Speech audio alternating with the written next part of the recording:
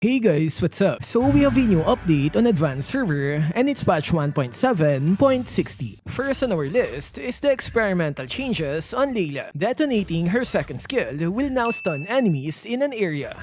This was previously a slow effect. The new skill can stun multiple enemies. And they also improved the backswing time of her skills and basic attacks. This means the animation of her attacks are now faster. Because of that, it's now easier to retreat after hitting an enemy. So she now has stun and faster animation. Next is the experimental changes on Joy. The shield and movement speed is removed from her passive skill. They replaced it with additional damage each time a skill hits a non-minion unit, and it can only be activated on the same target after 6 seconds. Her second skill will now grant movement speed each time it hits a target, and they lowered the maximum number of dash before the skill goes on cooldown from 5 down to 4.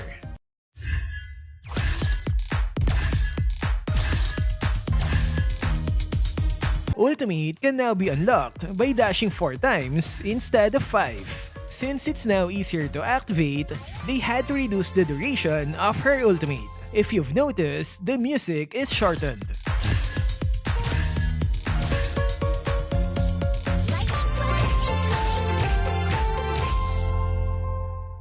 They also added movement boost when activating the ultimate. Spell Vamp is slightly lower, but it has a new effect where she gains defense stats during her ultimate. The developer said they had to reduce her survivability in exchange for burst damage. Since the max dash is now 4 times, it means her CC immunity will have a shorter duration. Shield is gone, but her damage is now slightly better. So is this a buff or a nerf?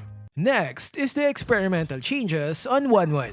Her passive damage is now higher, but in exchange, they had to nerf her ultimate. The chase range when activating the skill is now smaller. This means it's easier to run away from Wanwan. To make it fair, they improved her movement boost while in ultimate form. So she deals more damage and moves faster, but in exchange, the chase range of her ultimate is smaller. Next is the battle spell, Revitalize. It will now follow the caster just like this. That's pretty cool, right? Next is the spell Aegis. The developer said it's weak in the late game, so they'll add more shield. That's an additional 600 points at max level. But in exchange, it will no longer grant shield to nearby allies. Next is the item Fleeting Time. Its unique passive will now work properly on ultimate skills that enter cooldown after the skill duration. Example is Eve's ultimate. As you can see, the cooldown is reduced properly. The other ultimate skills are for Faramis, Edit, and Luoyi.